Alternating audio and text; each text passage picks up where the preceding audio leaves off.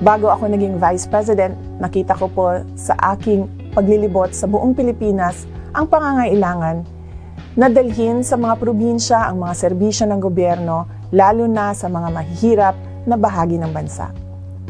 Marami po kasi sa ating mga kababayan sa probinsya ang nangangailangan ng serbisyo ng pamahalaan, pero madalas ay wala silang matakbuhan. Assalamualaikum.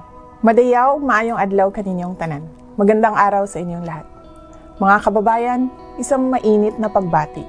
Ang puso ng Office of the Vice President ay ang bayan.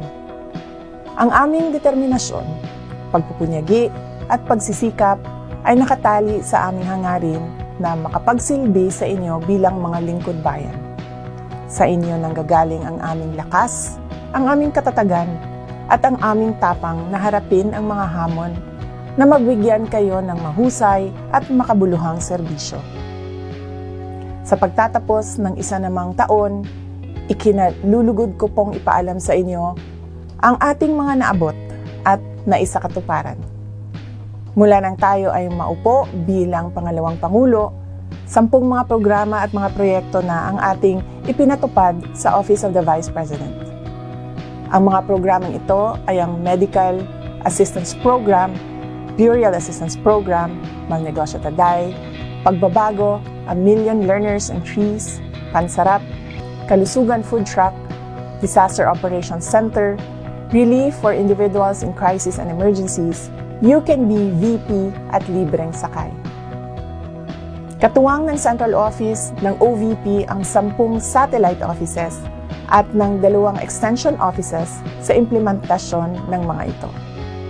Una nating binuksan noong 2022 ang mga satellite offices sa Bacolod, Cebu, Dagupan, Davao, Tacloban, Surigao at Zamboanga. Binuksan din natin ang extension office ng Public Assistance ng OVP sa Lipa, Batangas at sa Tondo, Manila. Nitong 2023, nagbukas tayo muli ng 3 pang ibang satellite offices sa BARM, Isabela at Bicol Region. Mahalaga ang papel ng mga satellite offices at extension offices sa ating hangarin na mapagsilbihan ang mga kababayan sa Luzon, Visayas at Mindanao. Bago ako naging Vice President, nakita ko po sa aking paglilibot sa buong Pilipinas ang pangangailangan na dalhin sa mga probinsya ang mga serbisyo ng gobyerno, lalo na sa mga mahihirap na bahagi ng bansa. Marami po kasi sa ating mga kababayan sa probinsya ang nangangailangan ng serbisyo ng pamahalaan, pero madalas ay wala silang matakbuhan.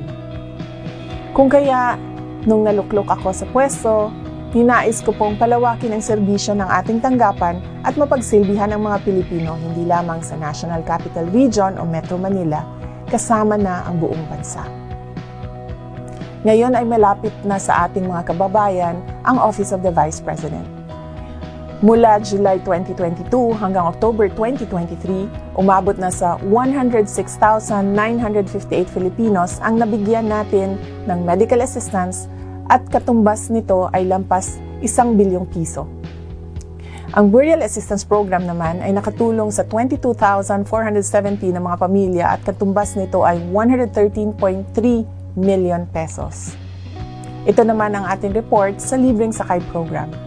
Sa Metro Manila, mahigit 523,000 commuters ang nabigyan natin ng serbisyo sa pamamagitan ng 4 na bus. Ang isang bus sa Bacolod, mahigit 89,600 commuters at isang bus sa Davao, mahigit 60,400 commuters. At isang bus sa Cebu, mahigit naman sa 99,600 commuters. Sa panahon naman ng kalamidad at sakuna, lagi ring nakahanda ang Office of the Vice President na umalalay sa mga apektado nating kababayan sa pamamagitan ng ating Disaster Operations Center o DOC. Sa mga operasyon din ng DOC ay nagagamit natin ang ating Kalusugan Food Truck. Nakapagsagawa tayo ng 162 relief operations at tumulong sa 115,045 na mga pamilya. Lampas 23,000 relief boxes, 11,600 food bags, at 438,000 na iba pang relief items na rin ang ating naipamahagi sa pamamagitan ng DOC. Ang katumbas ng mga tulong na ito ay mahigit 69.1 million pesos. Kabilang sa mga komunidad na naabot ng ating team sa DOC ay ang mga maliliit na isla ng Brooks Point na apektado ng baha noong Enero.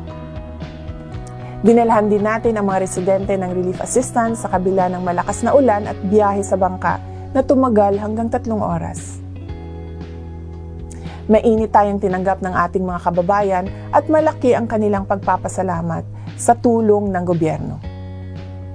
Para sa OVP, malayo man o mahirap ang daan, lagi naming pagsusumikapan na marating kayo lalo na sa panahon na kailangan ninyo ang tulong. Masaya rin ako sa naging resulta ng ating Pansarap program. Bago pa kasi matapos ang 120 days period na sa pagpapatupad nito, nakitaan na agad ng pagbabago sa timbang ang mga learners na benepisyaryo nito. Una nating ipinatupad sa 733 learners sa Tamugan Elementary School sa Davao City at sumunod naman ang 1,064 learners sa Nuro Central Elementary School sa UP, Maguindanao. Gamit din natin sa pamamahagi ng Pansarap Buns ang kalusugan food trucks. Dahil marami pa rin sa ating mga kababayan ang nahaharap sa kakulangan ng sapat na pagkain, inilunsad din natin ang Relief for Individuals in Crisis and Emergency or RICE program. Sa pamamagitan ng ating mga satellite office, nakapagbigay ang OVP ng 8,415 rice boxes. Ang Magnegosyo Taday program naman ay sadyang malapit sa aking puso. Nakita ko kasi kung paano nito binago ang maraming buhay ng mga kababaihan sa Davao City nung mayor pa ako. Ngayon sa OVP, binuksan natin ito sa iba't ibang mga sektor. Mayroon ng 4 na grupo na may pinagsamang mahigit sa 25,700 members ang nakatanggap ng mga tulong pinansyal mula sa Magnegosyo Taday program. Bawat isa sa kanila ay nabigyan ng 150,000 na kapital. Upang matiyak na magtatagumpay ang mga beneficiary sa kanilang proyekto, binigyan din natin sila ng financial literacy training. Isa ang Palawig LGBTQ Incorporated ng Zambales sa mga beneficiaryo ng Magnegosyo Taday. Ang kanilang livelihood project ay ang rice trading. Limitado ang oportunidad para sa mga kapatid nating LGBT, gayunpaman hindi sila sumusuko sa paghahanap buhay. Kaya umaasa akong magtatagumpay ang Palawig LGBTQ Incorporated at makatulong ang programa sa mga miyembro nito. Bukas rin para sa mga interesadong grupo ang ating programang Magnegosyo Taday. Kamakailan lang ay pinuntahan natin ang isang last mile school sa Palimbang at Kalamansig sa Sultan Kudarat para sa pagbabago, A Million Trees and Learners Campaign. Bukod sa malayo, ang mga lugar na ito ay apektado din ng giyera sa mahabang panahon. Sa hirap ng buhay, maraming kabataan ang nag-aaral sa dalawang bayan na walang sapat na mga gamit. Ganito din ang sitwasyon ng mga learners sa Tudol Elementary School sa Barangay Tungaw, Butuan City. Mahirap ding marating ang mga komunidad na sa mahabang panahon ay apektado sa gulo na dala ng insurhensiya. Sa pamamagitan ng pagbabago, A Million Learners and Trees Campaign, binigyan natin sila ng mga backpacks na may lamang school supplies at dental kits. Ang advokasya ng kampanyang ito ay ang mapaangat ang kamulatan ng mga kabataan sa kahalagahan ng edukasyon, ng dental health, at ng pangangalaga sa kalikasan.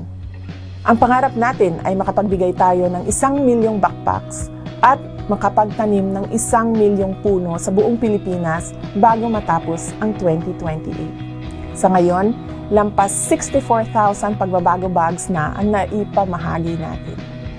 At lampas 178,100 na mga puno ang naitanim natin. Samantala, ang You Can Be VP program naman ay naglalayong magbigay ng maganda at makahulugang karanasan sa mga partisipante nito. Magiging parte sila ng aking opisyal na biyahe sa ibang bansa at dito ay makikita at mararanasan nila ang trabaho ng isang leader ng bansa. Nakasama ko si Trix sa Japan, nakasama ko naman si Naomi sa Brunei at Singapore at nakasama ko si Kester sa South Korea. Natutuwa ako sa determinasyon na ipinakita ni Naomi. Bilang isang learner, makailang beses na siyang nabigo na maging opisyal ng student council ng kanilang paaralan. Pero hindi niya hinayaan ang kabiguang ito na tumalo sa kanyang pangarap. Kaya muli siyang tumakbo hanggang napili siya bilang protocol officer. Ang sabi niya, ang You Can Be VP ay nakatulong sa kanya para madiscover niya ang kanyang kakayahan. Nagbukas din daw ito ng maraming oportunidad para sa kanya. Sina Trix, Naomi at Kester ay mga batang Pilipino na nagpapakita ng magandang halimbawa sa kanilang kapwa kabataan. Pinapahalagan nila ang edukasyon at nagpupunyagi sila na makamtan ang kanilang mga pangarap sa kabila ng mga hamon sa kanilang buhay. Umaasa tayo na mas marami pang katulad nila Trix, Naomi at Kester ang maging bahagi ng ating proyekto. Ang Office of the Vice President bilang pangalawang pinakamataas na tanggapan sa bansa ay kinikilala ang halaga ng pagtatag ng mga partnerships mula sa public at private sectors. Kabahagi sila sa pagbibigay ng mga makabuluhang programa at serbisyo sa mga Pilipino. Meron tayong naitatag na mahigit sa 749 partnerships. Itinataguyod din natin ang pagpapalalim ng ating mga ugnayan at relasyon sa iba't ibang bansa. Sa ngayon ay meron na tayong 30 international engagements at 596 local engagements. Mga kababayan, ang tagumpay ng Office of the Vice President ay tagumpay ng bawat Pilipino. Kayo ang aming inspirasyon upang patuloy na maging mabuti at epektibong lingkod bayan. Makakaasa po kayo na ako at ang buong Office of the Vice President ay laging nakahandang magbigay sa inyo ng mahusay, epektibo at makabuluhang programa, proyekto at serbisyo. Mga kababayan, patuloy tayo maging matatag sa pagtaguyod ng isang bansang makabata at mga batang makabansa. Ang lahat ng ating ginagawa ay para sa Diyos, sa bayan at sa pamilyang Pilipino. Syukran.